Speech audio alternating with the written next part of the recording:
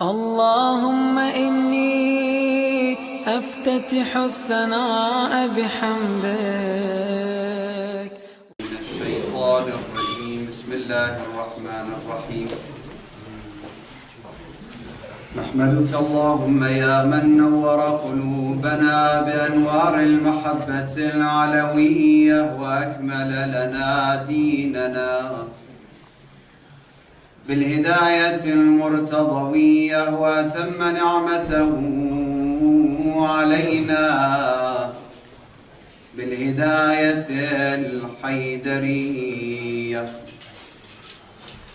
ونصلي ونسلم على الخاتم لما سبق والفاتح لمن غلق والمعلن الحق بالحق، حبيبك وحبيبنا بالقاسم محمد.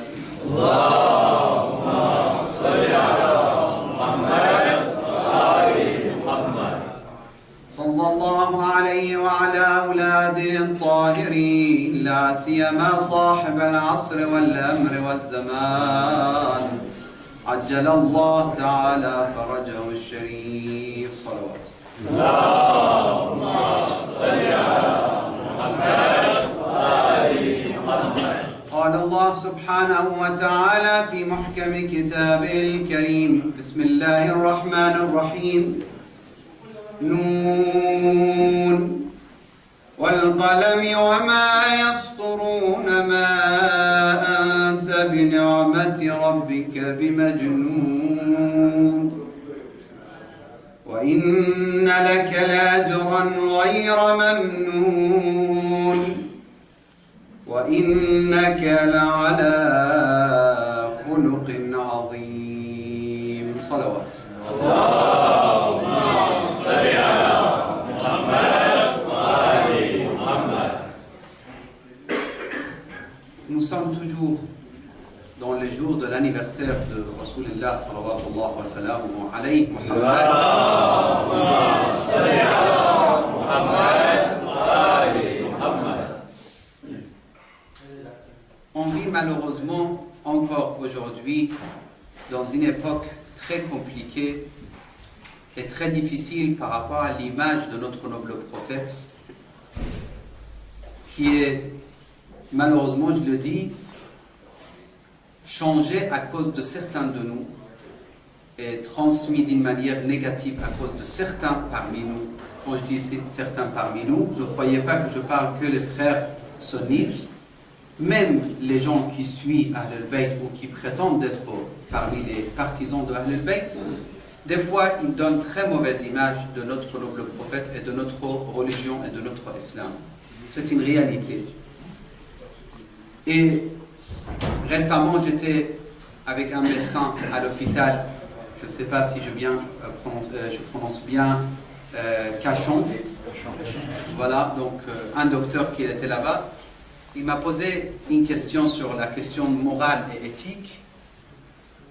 Je lui ai dit, on a énormément d'études éthiques dans l'école, dans l'islam en général, et en particulier dans l'école de Ahl al-Bayt. La question éthique, ce n'est pas une question abandonnée, au contraire. On a des centaines de savants dans l'histoire qui ont écrit et ils ont fait des recherches sur la question éthique. Qu'est-ce que ça signifie l'éthique, le moral, le respect, c'est quoi les limites, c'est quoi toutes ces questions? Et les savants qui ont donné des modèles, qui ont donné des ordres, qui ont donné des explications, qui ont donné des leçons, si vous voulez, de akhlaq. Et ils se sont basés tous sur le Coran et Sunnat al-Nabi Muhammad wa Ahl al-Bayt alayhi wa sallam.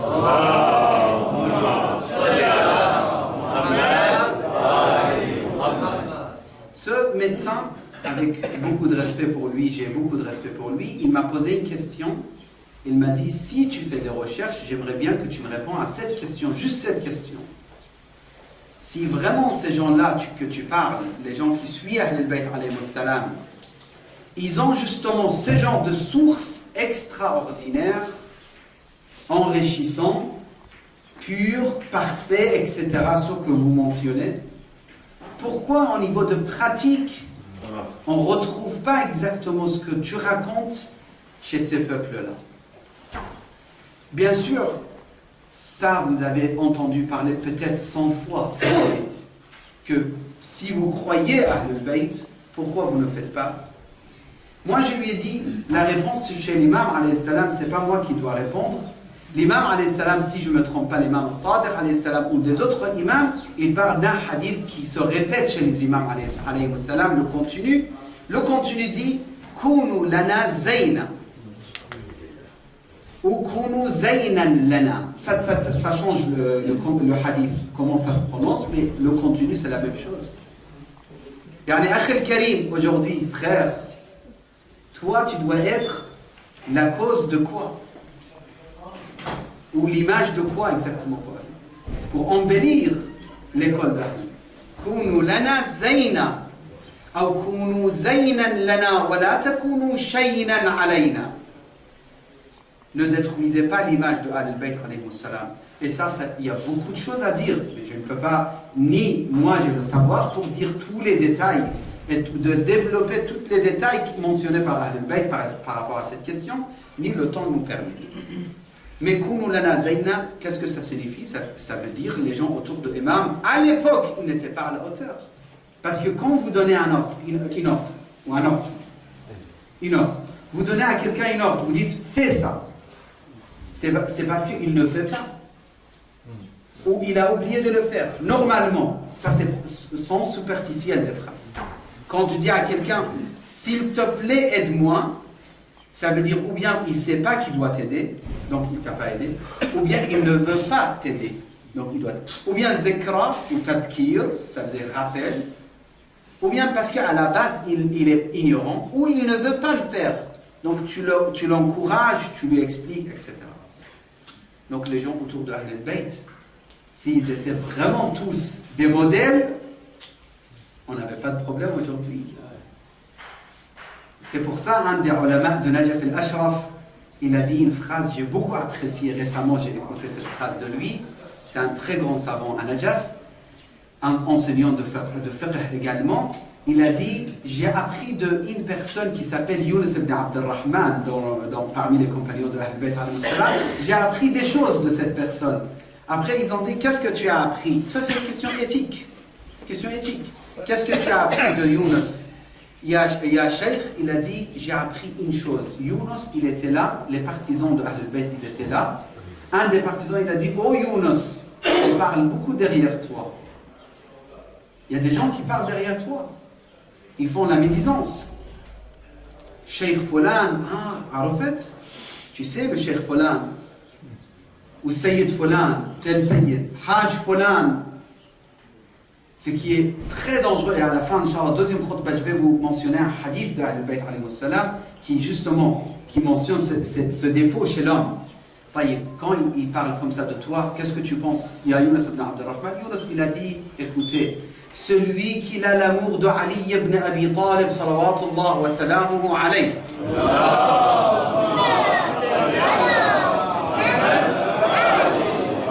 Sachez que je l'ai déjà pardonné.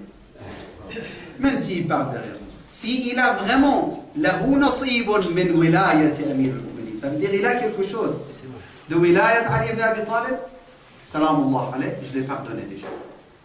Et si autrement, il ne dit rien. Ça veut dire autrement, est-ce que je pardonne pas, ça c'est autre chose. Mais celui qui a le wilaya, je le pardonne. Et qu'est-ce que ça signifie cette pardonne? À quoi ça sert? C'est le fait qu'il va recevoir shafa'at Amir al-Mu'minin au jour du jugement. Parce qu'il va dire, Ya Amir al-Mu'minin, le jour que tu m'as mis dans Allah subhanahu wa ta'ala, il m'a pris mon âme. Je suis mort, j'ai quitté ce bas monde. Ils m'ont mis dans la tombe. Là, je m'adresse à Amir al-Mu'minin. Ya Amir al-Mu'minin, li wajhika, li aynayka, li hubbika, pour mon amour pour toi, pour tes yeux, Ya Ali. Pour ton amour, j'ai pardonné. Tous ceux partisans de Ahlul Bayt qui ont parlé derrière moi, qui m'ont fait la médisance, je les ai pardonnés. Li wajhika, Ya Ali. Fa anta shfa'li 'inda Allah. Sois mon intercesseur devant Allah subhanahu wa ta'ala. Hal yashfa'u Aliyyun salamullah alayhi ou la yashfa'? Yashfa' wa yashfa' wa yashfa'. Revenir, donc la question éthique, ce n'est pas juste des théories et des discours. De dire, de parler, c'est possible. Même personnellement, si je peux lire maintenant dans son moyen, ou iPad, ou application, ou je ne sais pas comment vous l'appelez, n'importe quel jihaz, quel outil, vous pouvez mettre des centaines, même des milliers, même des dizaines de milliers de livres. Aujourd'hui, on est vraiment très responsable, vraiment responsable. Avant, les gens, ils faisaient voyage de 2 mois pour arriver en Inde, pour voir un kitab, un livre de qui? De par exemple Tabari al-Fulani, ou de voir de Daylami al-Fulani, ou de voir kitab de tel de Tousi, ou l'Irshad de tel, etc., etc. Ils faisaient des voyages. Aujourd'hui, tu fais ça, PDF, installation, 5 minutes, même pas. 2 minutes, le livre il est devant toi. Ma hiya hujjatuka amam Allah. Taïb, Sayyidi wa Moulay, j'arrive pas à appliquer. Essaye d'appliquer.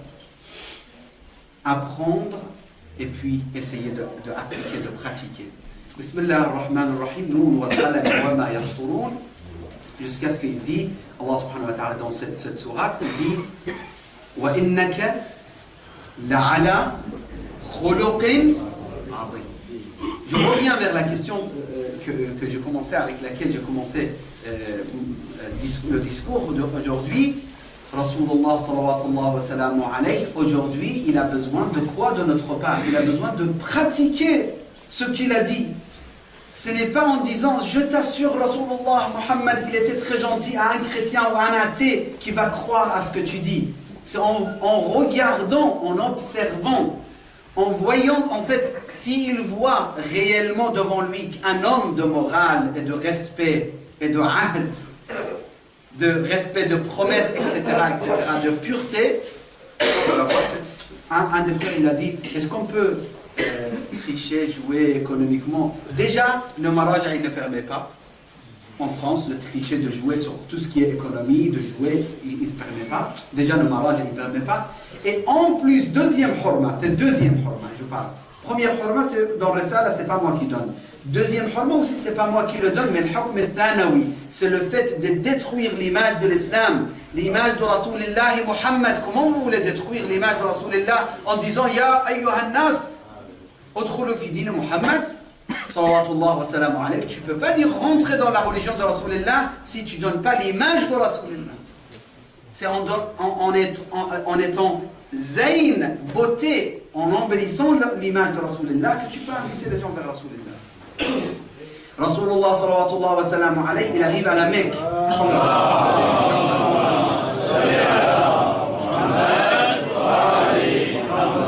Est-ce qu'il a fait des discours philosophiques à côté de Kaaba? Est-ce qu'il a donné des arguments de la logique aristotelienne ou je ne sais pas, ou Socrate ou Aflatoun? Ata mantiq, lam yu't. La mantiq wala falsafa, ni philosophie, ni logique, ni des arguments basés sur notre intellect. Non, il a donné quelques exemples de akhlaq. Ils ont dit al-yawm yawm al-malhama, aujourd'hui on va massacrer, on va se venger pour le prophète. Il a dit non, il n'y a pas de vengeance. Al-yawm yawm, c'est bon. C'est le meilleur discours que tu peux faire.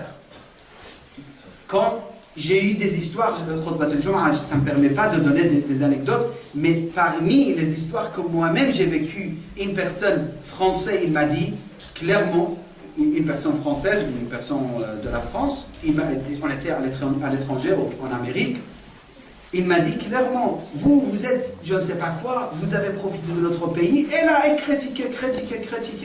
À la fin, j'ai vu tout ce que je raconte, ça ne sert à rien. On a eu l'occasion de leur donner un petit peu de kobba. Kobba, les Irakiens, ils savent qu'est-ce que ça signifie kobba. C'est de nourriture. Et quand ils ont mangé ça, après ça, avant qu'ils mangent ça, ils ont dit, on va discuter encore. Je dis, non, il n'y a pas de discussion. Si vous voulez manger, je vous donne quelque chose de très bon. L'avion est en panne et on doit attendre 4 heures à l'aéroport. Donc profitez, mangez de ce que j'ai ramené. Après avoir mangé, totalement l'histoire a changé. Pourquoi? C'est pas parce qu'ils étaient affamés et ils n'avaient pas à manger. C'est la question, c'est même pas que j'ai akhlaq. Je me suis dit, mais qu'est-ce qui va pas? Parce qu'ils n'ont rien vu encore. Ils veulent voir un petit peu de générosité de ta part. Et puis ils vont t'écouter. Tout de suite tu dis, moi je raconte tout, s'ils ne comprennent pas, ils sont fait nar. Tant pis pour eux. C'est que toi au paradis. Ils sont en enfer parce qu'ils ne m'écoutent pas, et moi je suis. Et encore, j'insiste, encore une fois, peut-être ça va faire mal à certains frères ici, mais je le dis, si vous n'êtes pas d'accord, après pourquoi vous me dites. Celui qui est aujourd'hui de Ahlul Bayt et qui était hier de Ahlul Sunnah, rappelle-toi bien, ne sois pas méchant avec les frères qui ne sont pas encore de Ahlul Bayt. Ne sois pas méchant avec eux. Oui, ils sont égarés, je suis d'accord. Celui qui suit Ahlul Bayt, il est guidé, je suis d'accord. Est-ce que je le suis moi-même personnellement? Je ne sais pas. Je le suis parfaitement, je suis Ahlul Bayt, je ne sais pas. Mais ne sois pas dur avec celui qui n'a pas encore connu Ahlul Bayt. Ne me dis pas, il est hada ou khalif, nar ou dalal ou je ne sais pas quoi. Ne sois pas dur. Parce que lui, comme toi, un jour tu ne savais pas. Lui, il ne sait pas. Peut-être un jour, quand il le saura, il sera meilleur que toi. Et il sera meilleur que moi. C'est une possibilité. Et soyez sûr que si vous pensez que c'est impossible pour lui qu'il soit meilleur que vous un jour, c'est l'orgueil. Et j'ai des arguments de hadith de Ahlul Bayt, c'est l'orgueil. Tu ne peux pas te prétendre d'être parmi les partisans de Amir al-Mu'minin en disant je suis le meilleur. Tant que tu crois que tu es le meilleur, tu n'es pas le meilleur. Au contraire, tu es en train de tout perdre. Sallu ala Muhammad wa alayhi.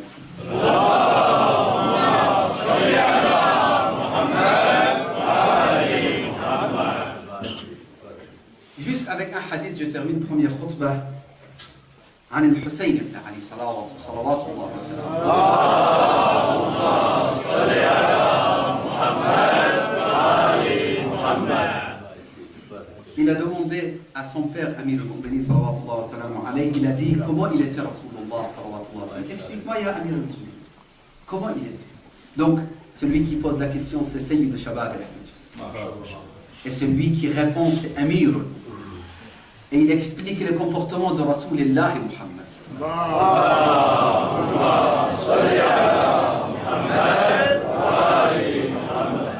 قال كان دائما البشر. دائما البشر, ça veut dire toujours. Pourquoi pas? Pourquoi? Je suis un homme, je suis sérieux, je suis un alim, je suis un quoi? Déjà, on n'est rien du tout. C'est une réalité. Et celui qui croit qu'il est quelque chose, il est déjà vraiment éloigné de Rahmatillah. Ça, c'est une première chose. Si Zainul Abidin, il dit Ubayduka, moi et toi, qu'est-ce qu'on doit dire? Non, cher, c'est la modestie. Ni modestie, ni rien du tout. C'est la réalité. Nous sommes rien du tout. Celui qui dit Ana, il a commencé à suivre Ash-Shaytan al-Rajim. كان دائما بشره في وجهه دائما البشر سهل الخلق. Je traduis pas tout, je passe. لين الجانب ليس بفضل ولا غليظ ولا صخب ولا فحاش. Je m'arrête. Jamais des insultes. Aujourd'hui, j'entends des discours pour dire non, il faut insulter. Allahu Akbar. Et il sort les versets du Coran al-Karim, il dit, voilà, Allah il est en train d'insulter, moi je n'insulte pas. Il sort les arguments de cette manière. Ces genres de discours, je suis désolé, mais ce n'est pas scientifique. C'est vraiment pas scientifique. De dire Allah il insulte, on est en train de tout perdre. Oui, Allah déclare la réalité de certains. Attention. Si certains, ils sont par exemple éloignés de Rahmatillah, Allah il dit Mal'oun. C'est quoi? C'est pas des insultes. Mal'oun, ça veut dire Tarid min Rahmatillah. Otol, parce qu'il est otol. Zanim, parce qu'il est zanim.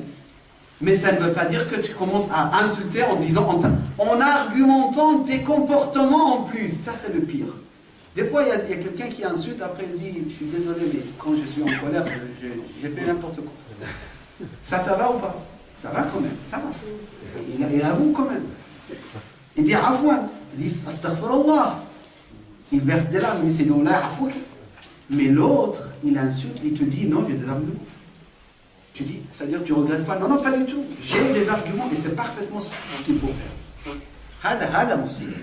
Aujourd'hui, notre époque, on souffre à cause de ces genres de personnes. La personne qui argumente ce qui est mauvais. Et avec bien sûr les versets coraniques, avec les hadiths. Wala fahashan, wala ayyaban, wala maddah. On arrête de faire des éloges pour tout le monde. Ahsan shaykhana, ahsan barakallah fik, ajmal khutba bil alam. C'est quoi ce discours? Meilleur discours que j'ai écouté dans. Quel discours tu parles? Quel discours meilleur? Ou ahsan docteur, ahsan haj, ahsan toujours, ahsan, ahsan. C'est bien de remercier. Mais attention de exagérer. Wala maddahan. Maddah, c'est celui qui exagère. Ils disent ce qui n'est pas vrai. Ah, c'est magnifique, tu as une voix franchement extraordinaire. Alors après, il dit, comment il est bien? Oui, ça va, il est bien. Ça va, il est bien, comment? Et il est extraordinaire. Devant lui, extraordinaire, et derrière lui, ça va, moyen, ça va.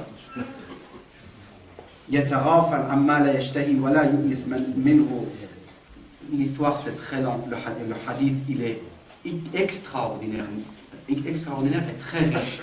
Mais je dois terminer le premier khutbah. Deuxième khutbah, Inch'Allah, je prendrai deuxième hadith. أقول قولي هذا وأستغفر الله لي ولكم. بسم الله الرحمن الرحيم. والعصر إن الإنسان لفي خسر إلا الذين آمنوا وعملوا الصالحات وتواصوا بالحق وتواصوا بالصبر. اللهم صل على محمد وآل محمد. اللهم صل على محمد وآل محمد. اللهم صل على محمد وآل محمد. أعوذ بالله السميع العليم من الشيطان الرجيم. بسم الله الرحمن الرحيم. نحمده ونستعين به. اللهم صل وسلم وزد وبارك على صاحب الدعوة النبوية محمد. اللهم صل على محمد وآل محمد. والصولة الحيدرية والعصمة الفاطمية والحلم الحسنية والشجاعة الحسينية والعبادة السجادية والعلوم الباقرية والآثار الجعفرية والمآثر الكاظمية والحجج الرضوية والجود التقوية والنقاوة النقوية والهيبة العسكرية والغيبة الإلهية. أعني صاحب العصر والأمر والزمان عجل الله تعالى فرجه الشريف. صلوات. اللهم صل على محمد. Le hadith que je vous ai promis, c'est un petit hadith, mais très riche, également de Ahl-Bayt alayhi salam. قال de Rasulillah, il rapporte le hadith de Rasulillah, أحبكم إلى الله أحسنكم أخلاقا. Le plus aimé chez Allah subhanahu wa ta'ala, c'est celui qui a le meilleur de comportement. أحسنكم أخلاقا. Quelqu'un m'a posé cette question, c'est important à faire attention sur cette question. Si quelqu'un ne croit pas ni en Allah, ni en Ahlul Bayt, mais il a des comportements, est-ce qu'il est le plus aimé chez Allah subhanahu wa ta'ala? Il faut faire attention, celui-là, il aura ses récompenses dans ce bas monde. Celui-là, il aura ses récompenses en échange de ce qu'il a comme comportement dans ce bas monde. Mais l'au-delà, il y aura rien. Ça, c'est par rapport à les hadiths qu'ils ont mentionné, qu'ils ont expliqué cette question. Après, il y a d'autres détails. Je ne veux pas partir très loin, mais juste pour éclaircir la question. Mais la question, c'est là, c'est que celui qui croit et qu'il a l'akhlaq, il est ahabbul nas ila Allah. Parce que c'est pas possible d'être dans... Tu habites dans un village ou dans une ville, autour de toi, il n'y a pas de partisan de Ahlul Bayt, toi le partisan de Ahlul Bayt, et au niveau de comportement, tu es au milieu, ou même des fois moins que 10 sur 20. C'est pas possible. Parce que Ahlul Bayt nous ont ordonné, ils ont dit, soyez les meilleurs. Et même il y a un hadith dans le Kaf, si je ne me trompe pas aussi, qui dit, dans un village où vous habitez, vous devrez être le premier. C'est ça, un mu'min, un vrai mu'min. Dans un village, le premier. quartier, village, je ne sais pas, vous habitez à Drancy, vous habitez à La Courneuve, vous habitez quelque part dans un bâtiment cité, vous devrez être le meilleur dans cet endroit. Comment être le meilleur, je ne sais pas. Ça c'est à vous en vérité, on sait, chacun sait. On sait quand est-ce que il faut faire ça, quand est-ce qu'il faut faire autrement. Ahabbukum ilallah, c'est 2 lignes, le hadith, et je termine, Inch'Allah, concentrez-vous. Ahabbukum ilallah, ahsanukum akhlaqa. Ça, c'est la première partie. Qu'est-ce qu'il a comme qualité, celui qui a ahsan al-akhlaq, les meilleurs de comportement? Il y a quelques qualités, je passe. Alladhina ya'lafuna wa yu'allifun ou yu'lafun. Maintenant, celui qui a écrit Tashih, celui qui a fait, comment dire, cet ouvrage, ça veut dire celui qui l'a corrigé, il a mis shadda, mais ça peut se lire sans shadda, ça peut se lire avec shadda. Ça veut dire, je traduis, ya'lafun, ça veut dire, qu'est-ce que ça veut dire? Ça veut dire qu'il comprend la situation et il se met d'accord avec la situation. Et il fait avec la situation. Au pèlerinage, il n'y a pas le repas indien qui aime, c'est pas grave, je mange irakien. Je ne veux pas poser des problèmes pour ça. Il n'y a pas de repos comme il faut, c'est pas grave, je fais avec. Le responsable de caravane, il a manqué de responsabilité, c'est pas le moment d'éduquer ce monsieur qui a 65 ans, qui est le chef de caravane, ou je ne sais pas, le responsable de caravane, c'est pas le moment. Je ne vais pas perdre mon pèlerinage pour éduquer quelqu'un qui ne... Je ne peux pas l'éduquer en plus. Je ne peux pas lui dire, c'est pas le moment. Donc, ya'lafoun. Oui. S'adapter. Il s'adapte. Il s'adapte et les gens, ils s'adaptent avec eux. Ça, c'est encore meilleur. Ça veut dire les gens, même pas ils s'adaptent ils s'adaptent avec eux. Les gens, ils sentent que cette personne, il nous manque s'il n'est pas là. Cette personne, on aime la voir avec nous parce qu'il n'est pas lourd. Nous on dit en arabe taqil. Taqil c'est lourd, quelqu'un qui énerve, quelqu'un qui fatigue. Dès qu'il arrive à la maison, c'est problématique. Dès qu'il arrive dans l'association, oh là là, celui, il va encore poser des problèmes. Il est rentré à la mosquée, il va poser des problèmes. Qu'est-ce qu'il va faire aujourd'hui? Avec qui il va se battre? Alors qu'il y a l'autre, dès qu'il rentre, on dirait le barak, la bénédiction, elle rentre. Ils sont aimés. On n'a pas peur de leur présence. Vraiment, ça, c'est parmi les choses qui ça s'apprend. Il ne faut pas dire que, moi, cher, vous savez, dès mon enfance, j'étais lourd toujours, j'étais énervé. Dès que j'arrive, j'énerve tout le monde. C'est comme ça. Non, c'est pas possible de dire ça. Il y a la possibilité de perfectionner. C'est vrai, c'est un don d'Allah subhanahu wa ta'ala chez certains. C'est vrai. De l'enfance, on dit, subhanallah, cet enfant, il est aimé. Mais l'autre, il est un peu énervant, un peu fatigant, un peu la maman, elle souffre, le papa. Donc, c'est possible, mais on ne peut pas fermer la possibilité de perfection. Je vois que le temps, dans 3 minutes, ça se termine. Donc, wa abghadakum ila Allah. Maintenant, celui qui est le plus détesté chez Allah subhanahu wa ta'ala, c'est qui? Al-masha'una bin namima. Namima, j'ai regardé, il m'a donné beaucoup de traductions. Qu'est-ce que vous donnez comme traduction? Calomnie. Il prend et il marche. Cheikh, tu sais Saïd Folan, qu'est-ce qui a parlé derrière toi? Hajj, tu sais, le centre tel, c'est le plus sale possible comme travail.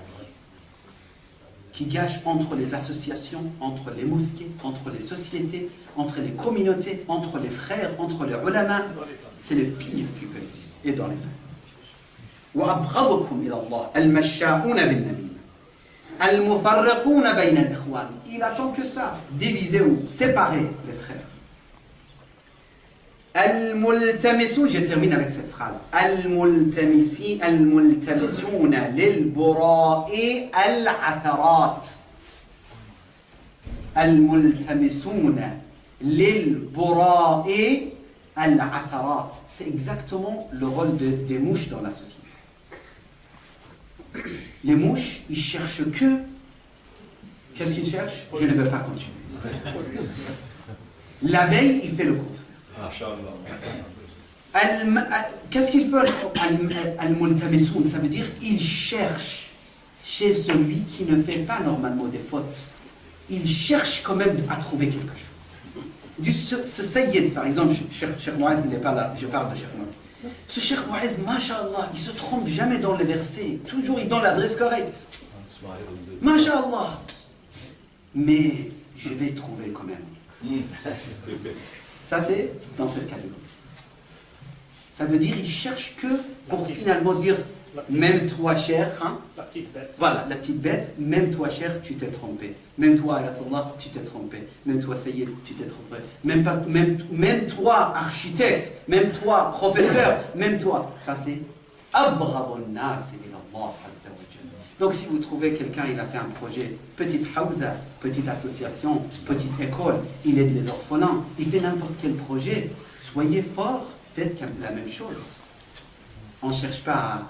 Et c'est les pires des maladies de notre communauté dans le monde entier, du Canada que j'ai visité, en Amérique jusqu'en Australie, et même en Brésil, partout où j'étais, le pire, parmi les pires des maladies, malheureusement, qu'on est en train de vivre dans notre communauté de Ahl al-Bayt alayhi salam, c'est cette maladie.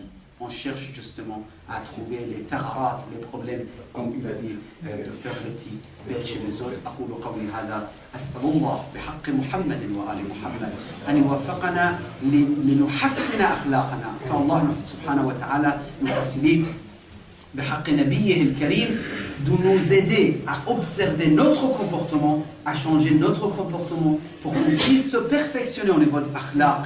C'est jamais trop tard. Anouar al-Basri, il avait 92 ou 93 ans, il a commencé à se perfectionner. C'est jamais trop tard. أقول قولي هذا وأستغفر الله لي ولكم بسم الله الرحمن الرحيم قل هو الله أحد الله الصمد لم يلد ولم يولد ولم يكن له كفوا أحد اللهم اغفر للمؤمنين والمؤمنات والمسلمين والمسلمات الأحياء منهم والأموات تابع اللهم بيننا وبينهم بالخيرات إنك مجيب الدعوات إنك غافر الخطيئات إنك ماحي السيئات إنك على كل شيء قدير وصل اللهم على سيدنا محمد وآله الطاهرين. ربنا تقبل منا إنك أنت